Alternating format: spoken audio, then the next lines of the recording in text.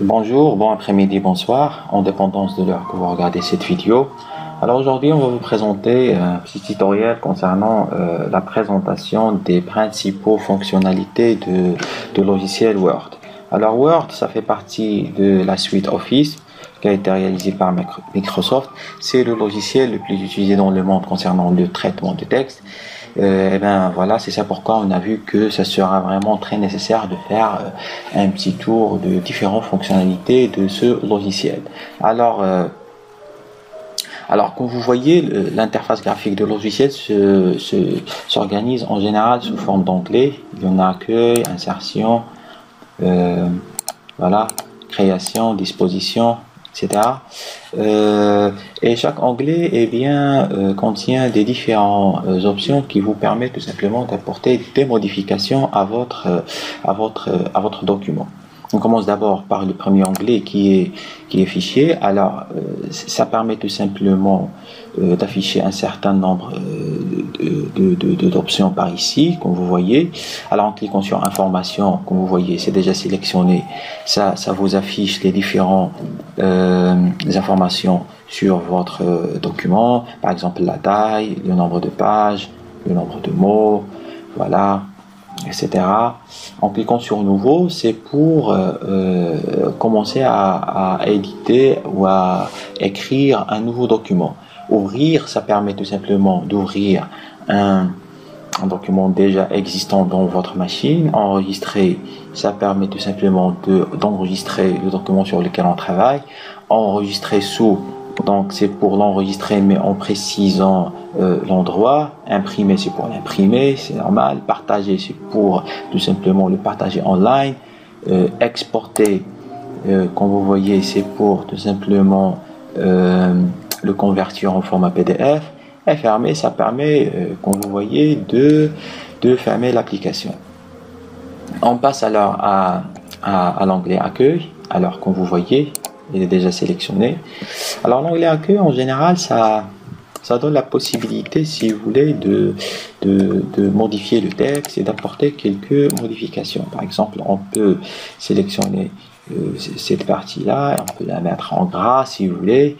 On peut par exemple une autre partie comme celle-ci, on peut la mettre, qui est entre parenthèses, on peut la mettre en mode italique.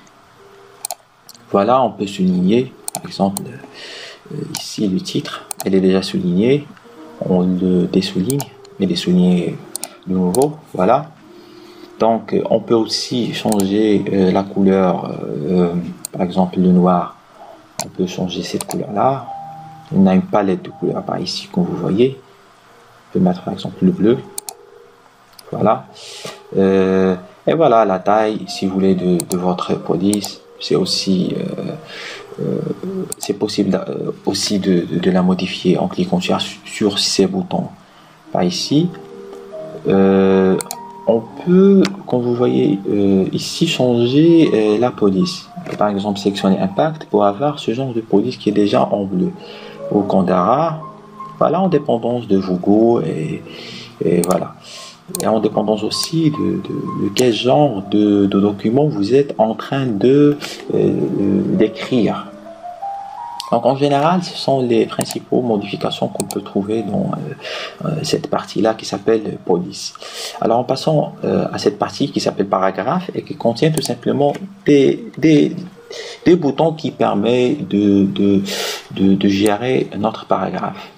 Cette paragraphe-là. Voilà, on peut sélectionner notre paragraphe. Comme vous voyez, on peut par exemple centrer notre texte, le justifier à gauche et le justifier à droite.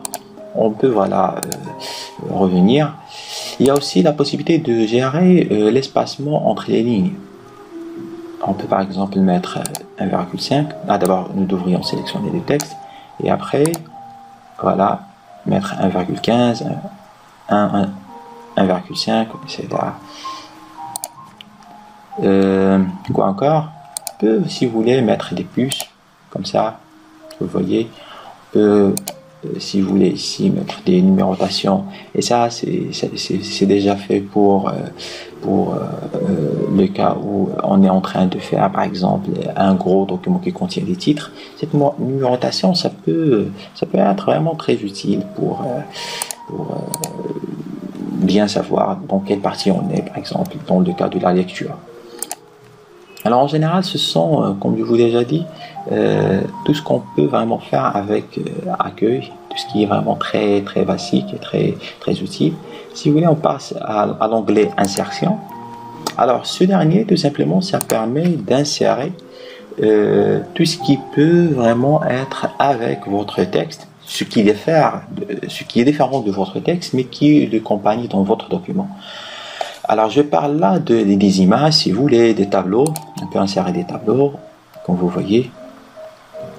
On peut avoir le nombre qui nous convient en termes au niveau d'onglets, mais aussi de lignes. Voilà.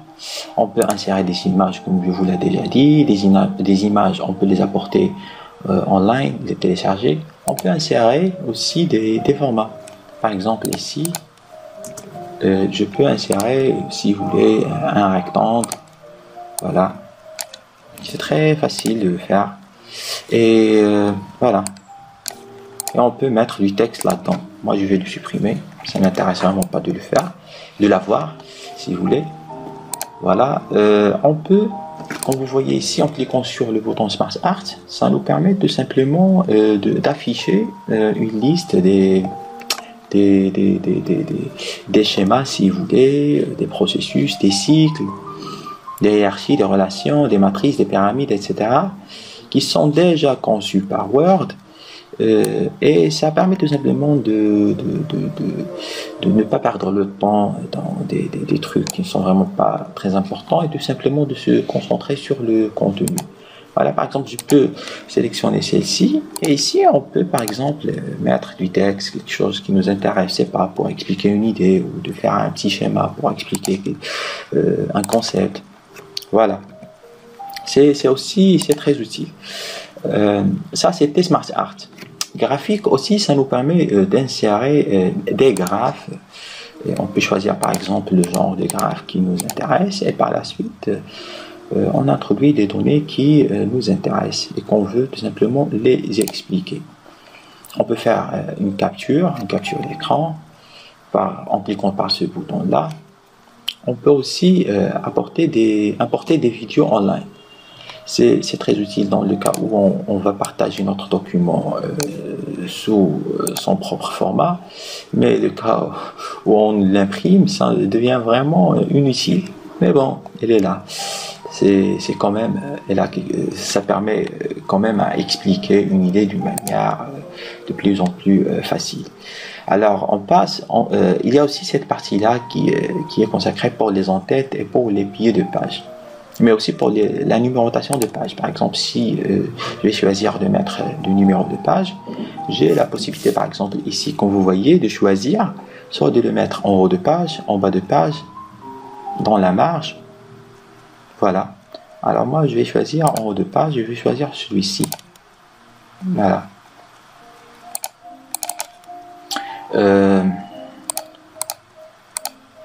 Nous étions où? Voilà, c'était insertion.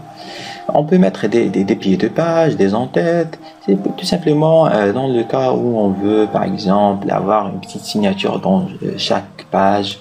Le cas où, par exemple, vous trouviez le titre du livre ou du document, pardon, dans chacune de ces pages. Il y a aussi la gestion de zones de texte.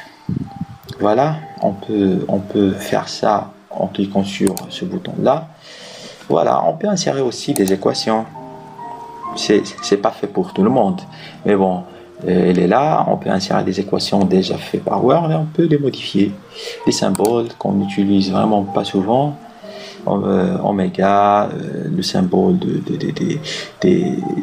d'euros et des autres monnaies. Voilà, on peut les insérer en cliquant sur ce bouton là. On peut vraiment trouver autres symboles.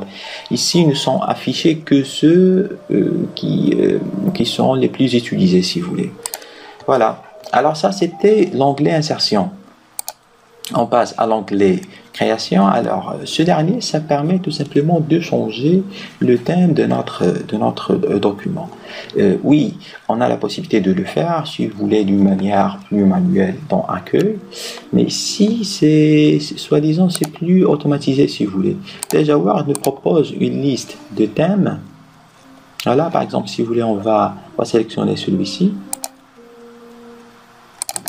et on peut par exemple changer le thème de notre document. Voilà, en différence des coûts. Nous ne sommes pas tout parfaits, ne sont pas faits pour qu'ils soient des passe-partout, mais bon, en dépendance de nos besoins, on peut le faire. Il y a aussi la gestion de couleurs de notre thème. Ici, on peut gérer les polices, mais comme je vous l'ai déjà dit, d'une manière automatisée. Déjà le texte elle est sélectionné, donc c'est pas manuel dans le cas où on travaille dans l'onglet Accueil. On peut modifier la couleur de la page, voilà, comme vous voyez. Si vous voulez, on va mettre un bleu, voilà celui-ci. On peut par exemple aussi changer la couleur des bordures des pages, mais on a un grand choix ici. On peut, par exemple, on va choisir celui-ci pour ne pas se retarder sur ça.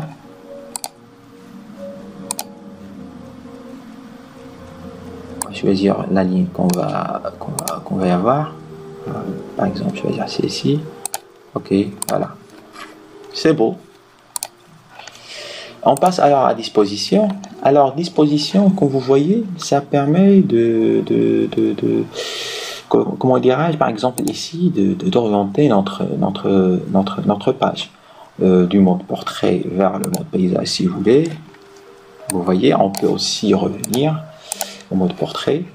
On peut faire la gestion des marges par ici, modifier la taille. On peut par exemple gérer nos colonnes.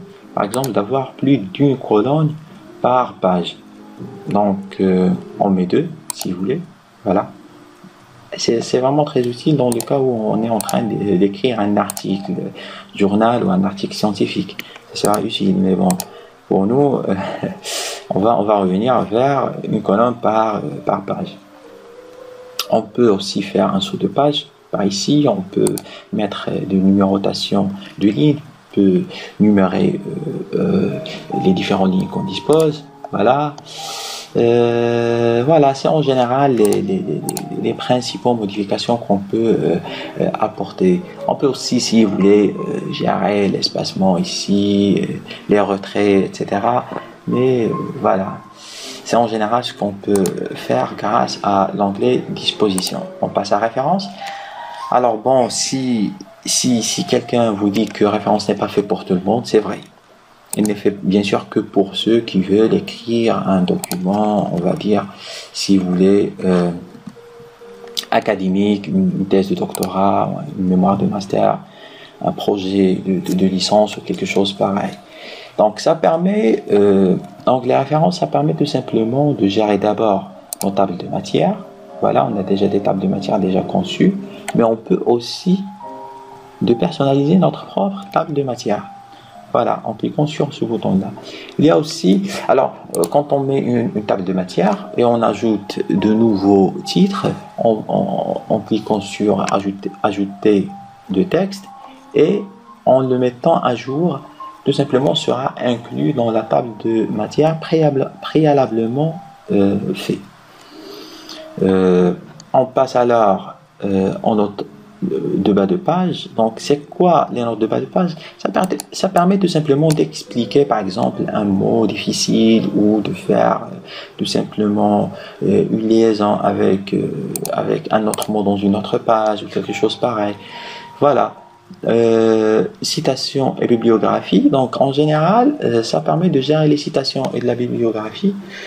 Par exemple, on peut choisir le site de bibliographie qu'on utilise, et ça c'est en dépendance du besoin de chaque école, de chaque institution. Par exemple, il y en a ceux qui préfèrent utiliser Harvard, il y en a ceux qui travaillent avec APA par exemple.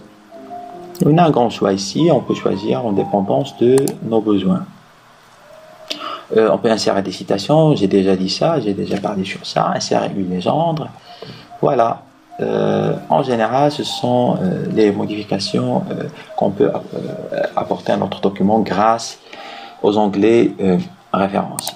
On passe à publier postage qui ne permet vraiment pas grand chose, mais en général de partager notre document avec quelqu'un d'autre sur internet, ou si vous voulez de travailler à plusieurs sur notre document. Voilà, ça c'est pour le postage. Révision, ça permet de vérifier la grammaire, l'orthographe, d'utiliser un dictionnaire des synonymes, mais aussi avoir des données de statistiques. Alors c'est utile dans le cas où il y en a une limitation, par exemple le nombre de mots utilisés en écrivant une expression écrite si vous voulez.